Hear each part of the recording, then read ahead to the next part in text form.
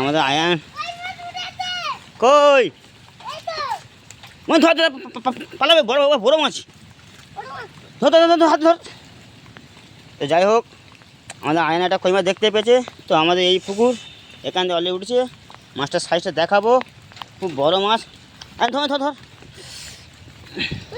তো মাছটা ধরা খুব কঠিন ব্যাপার। তুই বালতিটা নিয়ে নিয়ে পালা ভাজা।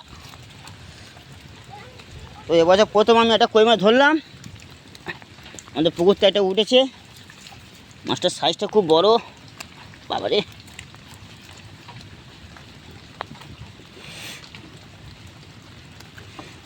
তো যাচ্ছে না রে, আমি ঝকর নিয়ে রে মানে পালাবে আর কাঁটা মারবে রে।